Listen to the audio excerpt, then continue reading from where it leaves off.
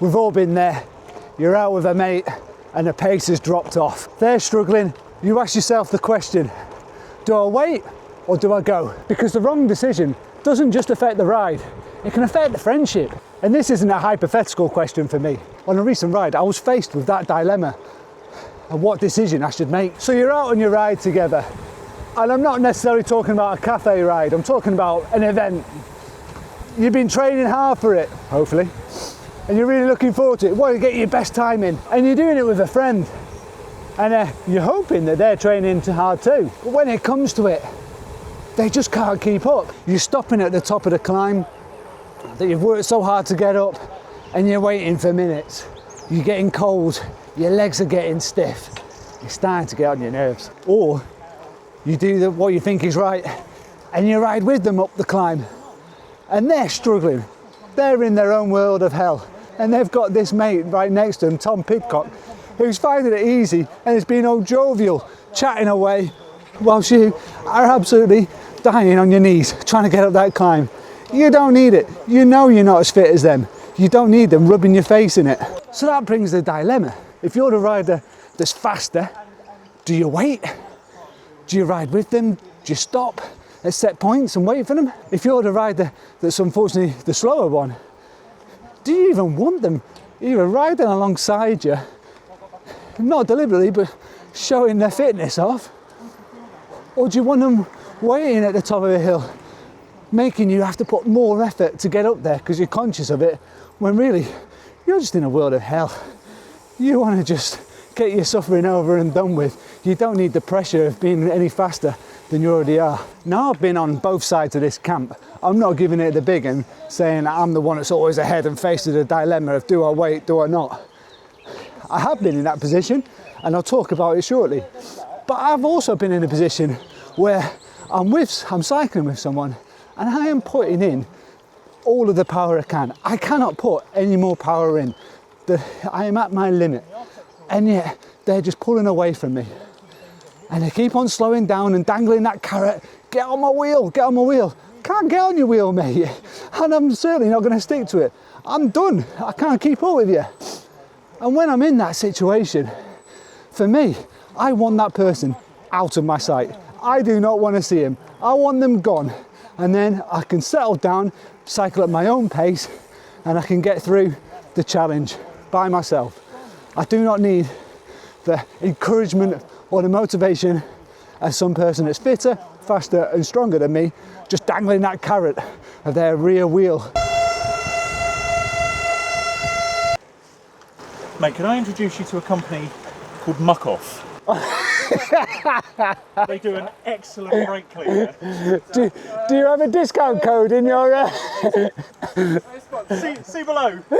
I'll put Peace Channel down below. If you need a discount, just jump on there. But actually, it would just be nice to save my ears. I don't even want the affiliate money.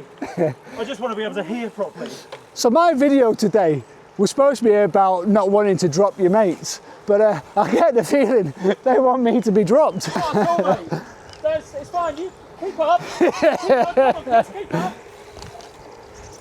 Talking about losing your mates or not losing your mates, I took my gravel bike out on a test run last week.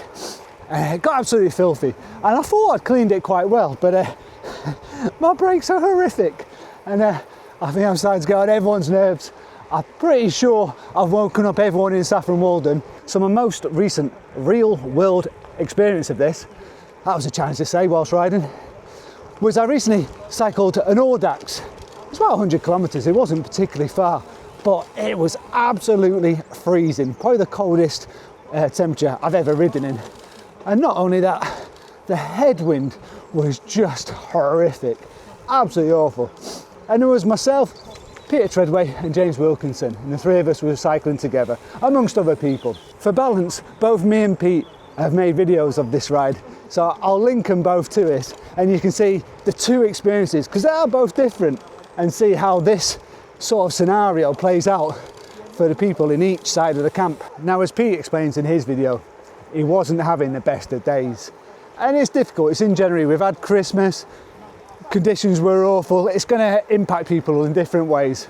James, on the other hand, was a true warrior. going through that headwind, and he was powering. Now I was in between both of them, and I was faced with my own moral dilemma of, do I slow down and wait for Pete? But if I do, then I'm going to get absolutely battered in this headwind. Whereas if I stay with James, I can tuck in on his wheel and I can survive this hell. So I did what any true friend would do, and I saved myself and I stuck on James's wheel. We got through the headwind with James leading all the way. He was shattered. Poor Pete was shattered from battling on his own, and that felt quite good. But at that point, we're separated, and it's knowing what to do, where to wait, because we didn't have anything planned. That all culminated in myself and James being massively separated from Pete. Pete not knowing whether he's ahead of us or behind us, and so he's going as fast as he can, initially thinking he needs to catch up with us.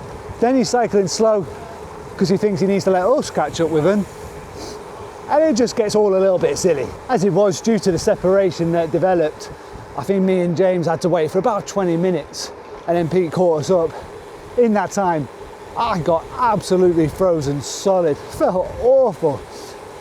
And it started to go dark. And unfortunately, I was cycling home and had no lights. So another dilemma. So we regroup and you think all is going to be well. Unfortunately, it wasn't. I'm freezing cold and I'm now faced with a time dilemma. Pete is done. He is in a hole. And James is on his way to joining him in that hole. Pete is then in that situation where I referred to before. What on earth is that? Where he doesn't want some person who's feeling fine cycling alongside him. He wants that person gone, and he just wants to endure the last kilometres. He wants to grimace and get it done with. And so he tells us both to leave. He doesn't need us there. He just needs to get this done. I made the decision of cycling off, and I did so for those reasons of cold, it's dark, and I still had another few miles afterwards to ride to get home. And James made the decision to stay with Pete to help him through it. So we made contrasting decisions at different points during the ride. And part of the reason for that is that we probably hadn't agreed what we would do in such a situation. And so a question for you is, when you go on a group ride, and I don't mean a social ride, on a social ride you should be waiting around. If you're on a cafe ride, you wait for your mate. But if you're doing an event, something perhaps you're trained for, do you agree in advance what the etiquette will be? Will you wait at the top of the climb, at the bottom of the hill, or will you just not split up? And that stronger cyclist, will you just slow down and ride with the weaker one? For me, I'd say this ride kind of showed me there's no set rule book in what to do in that scenario. I personally think there's a big difference between riding off because you're impatient and riding off because you and your mate have either agreed to it or your mate's asked you to leave him because he doesn't want you near him at this moment in time. He wants to suffer and he wants to enjoy that in peace. Now there are red lines where I think in no way should you be leaving your mate behind. Clearly, if they crash, you're staying with them. Unless you're getting them help, you're staying right there. If they have a mechanical and they need help, again, you shouldn't be cycling away from them and leaving them to suffer.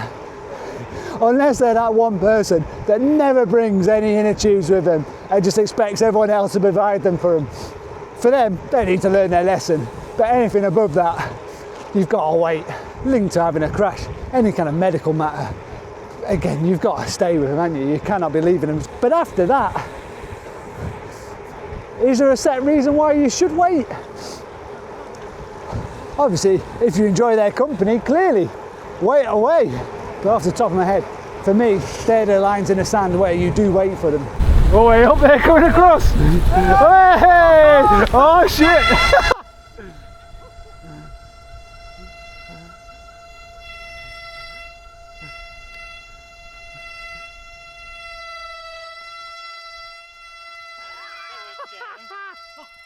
So Pete, today I'm talking about whether you should stay with your mate on a ride if they're struggling, or whether you should cycle off.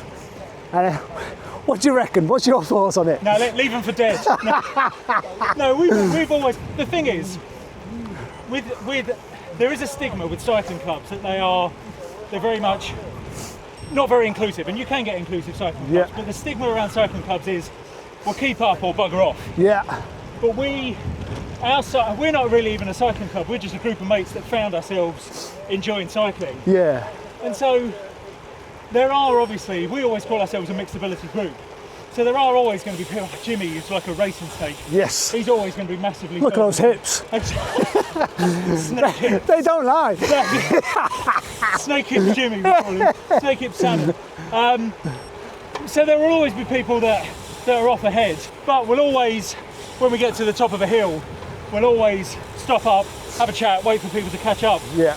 Because for us, cycling, there is a time and a place for putting the hammer down and just going for it. And we have had opportunities like that on various rides and stuff, and you do want to just, you know, smash it out either to get to the cafe or even after the cafe to get home. But largely, cycling for us is all about the camaraderie and getting out with your mates and enjoying it. So, so what's the point in coming out with your mates if you're then going to leave them behind and not going to have a chat with them? And I was saying on my video this morning, it's actually been probably a good 5-6 weeks since I've been out with these fellas. Yeah. So my video this morning is very scarce in content because I've just enjoyed being back together with them, chatting the inane banter that you do, and I'm sure anyone else who's ever been on a group ride knows the inane crap that you just end up talking about. But it's just, that's the whole thing, it's the camaraderie of it, it's the getting out, it's the socialising, it's meeting up with your friends and just having a good time. So it's the mental health bonus of it, or benefit of it, isn't it? You're getting a physical bonus, you're getting a mental health bonus. Yeah. Yeah, what's not to love? So for me, never leave a man or woman behind, because again, that is the whole point of it. That's not my style of cycling. He says, going down the hill, flying off. And there he goes.